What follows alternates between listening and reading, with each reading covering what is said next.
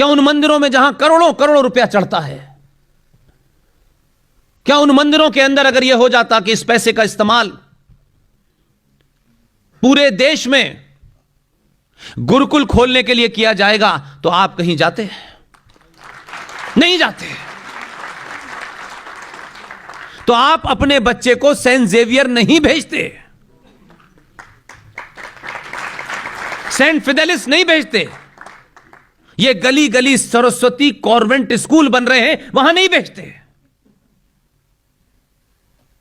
और हमको ये नहीं पता कि सेंट जेवियर है कौन। गोवा घूमने जाएंगे, हमने घूमने का मतलब समझ लिया है कि जो काम अपने मोहल्ले में नहीं कर सकते वो वहां करेंगे। वहां कोई देखेगा नहीं, क्योंकि वहां पहले से ऐसी में मिल जाएंगे, पता ही नहीं चलेगा हम कौन हैं। उसी गोवा के अंदर 1 महीने तक वो मक्कार, वो कातिल सेंट जेवियर की डेड बॉडी को सार्वजनिक तौर पे बाहर रखा जाता है। अभी होके आए हूं गोवा से, वो बाहर रखी हुई है डेड बॉडी। उस सेंट जेवियर के दौर में गोवा के अंदर कभी भी कोई गया, पता नहीं आप में से कोई गया कि नहीं गया है। आप जाएं, समुद्र की लहरों में खेलें, कोई अच्छी बुरी बात नहीं है। वहां पर आप देखेंगे एक बहुत बड़ा पोल लगा हुआ है। मैं जीवन में पहली बार एक भाषण देने के लिए अभी 15-20 दिन पहले गया था, इसलिए मेरे साथी हैं, बीएचयू से एलएलएम करके आए हैं, युवा हैं, अभी शादी भी नहीं हुई बेचारे की, ओम नरेश यादव उनका नाम है, वो यहीं बैठे होंगे आपके बीच में। उनका कहना है कि जहां आप जाते हैं वहां एक नई चीज ढूंढ लेते हैं, मुझे घूमने का मौका नहीं देते हैं। मैंने कहा मैं घूमने के लिए नहीं निकला हूं, तुम घूमना चाहते हो घूमो, मेरे मन में कहीं घूमने का कोई विचार ही नहीं है। वहां एक बड़ा खंबा बना हुआ है, उस खंबे का नाम है हथकतलू, लिखा हुआ है। कोई जाके पूछे कि यह खंबा क्या है और इस पे यह हथकतलू क्यों लिखा हुआ है। सारा इतिहास वर्णन है, कल की घटना है।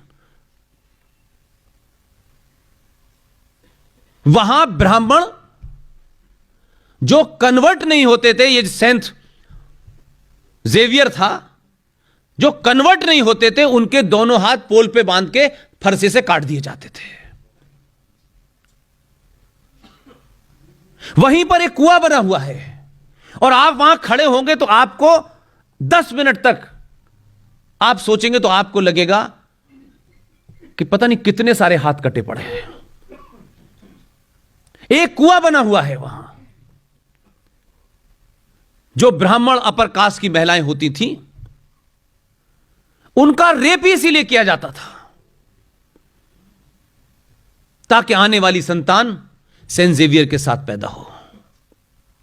वो अपनी आन बान बचाने के लिए उस कुएं में कूदती थी, वो कुआं भर जाता था, फिर लाशें निकाल दी जाती थी, फिर कूदती थी, फिर लाशें निकाल दी जाती थी। लेकिन हम गोवा जाते हैं तो मैंने कहा ना कि आपके पूरे डिस्कोर्स में, हमारे पूरे डिस्कोर्स में सिर्फ तफरी। पार्लियामेंट के अंदर भी कुछ लोग तफरी करने गए हैं। कोई भी आदमी किसी जगह सीरियस तरीके से काम ही नहीं करना चाहता।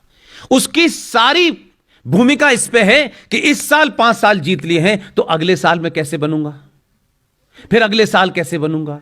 लेकिन इस 15 साल में वो निजी तौर पे भी ये कहे कि मेरा कंट्रीब्यूशन क्या है। कुछ कंट्रीब्यूशन नहीं है सिवाय इसके कि जब गए थे तो साइकिल है, लौट के आए तो मर्सिडीज है, इसके अलावा कुछ नहीं है।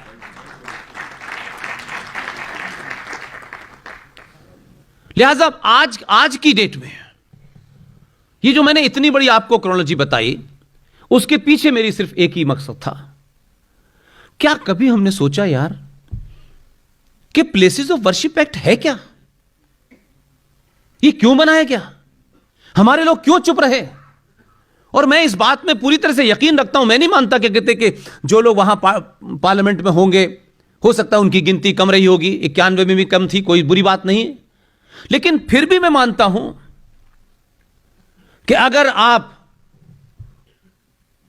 किसी समस्या का हल नहीं कर सकते तो चौराहे पे जगह जगह पुलियाओं पे खड़े होकर चिल्लाने से हल भले ही ना हो, लेकिन करोड़ों लोगों को पता चल जाएगा कि समस्या क्या है।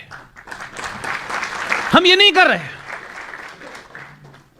और आपका शत्रु जो कर रहा है, आप उसके एक्शन पर रिएक्शन देते हैं।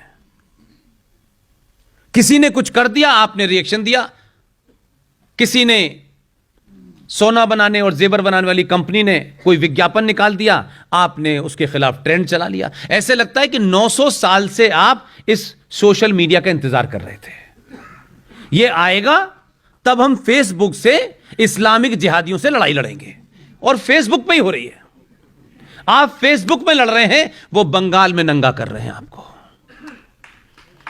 वो कश्मीर में मार रहे हैं आपको, वो उत्तर प्रदेश के 24 डिस्ट्रिक्ट से आपको भगा चुके हैं, वो केरल में मार रहे हैं, वो आसाम में मार रहे हैं, वो त्रिपुरा में झूठी खबर फैला करके मुंबई में आग लगा रहे हैं।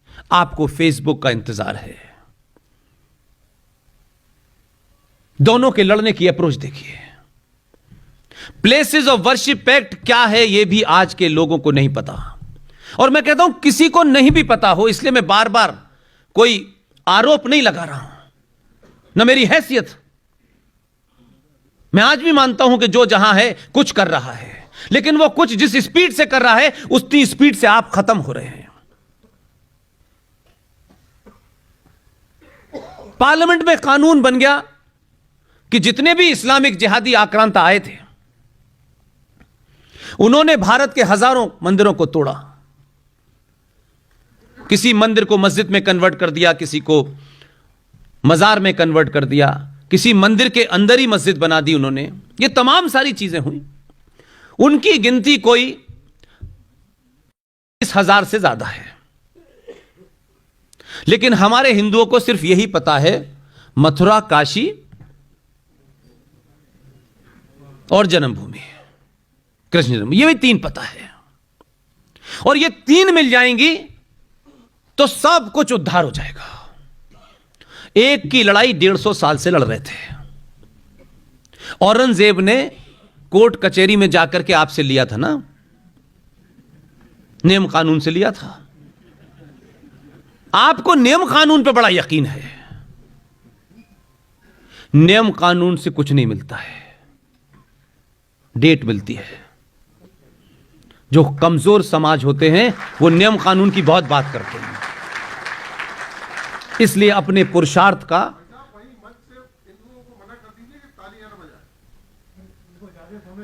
कोई बात नहीं भाई। एक आदमी इतने साल के बाद अपने मन की बात रेडियो पे कह पा रहा है, ये तो ताली ना बजाए, तो ताली तो बजाने दीजिए। प्लेसेस ऑफ वर्शिप एक्ट के तहत यह कहा गया कि ये जितने भी 40,000 मंदिर हैं, इन मंदिरों की 15 अगस्त 1947 को जो स्थिति थी, जो स्टेटस को था, वो एज इट इज रहेगा। और भारत की सुप्रीम कोर्ट में इनके खिलाफ कोई पिटीशन एक्सेप्टेबल नहीं होगी। इतने लीगल बैठे हैं। किसी ने चैलेंज किया, जज साहब को नाली की गंदगी पे सुओमोटो ले लेते हैं। जलीकट्टू पे जज साहब बहुत चिंतित हैं, दही हांडी की लंबाई पे बड़े चिंतित हैं, महाकाल पे पानी कितना होगा इस पे चिंतित हैं, लेकिन इस पे चिंतित नहीं है। उस एक्ट के तहत भारत में जितने भी मंदिर हैं उस पे आपका क्लेम नहीं है, क्लेम समाप्त। और इन्हीं लीगल के बीच में से किसी ने आपको रास्ता भी नहीं बताया कि इसके बीच में से रास्ता भी निकल सकता है। एक रास्ता यह है कि दिल्ली की केंद्र सरकार उस कानून को निरस्त कर दे। अब जैसे ही मैं यह कहता हूं, हर आदमी को लगता है अरे कितना आसान रास्ता है, क्यों नहीं करती है? 303 दिए तो हैं।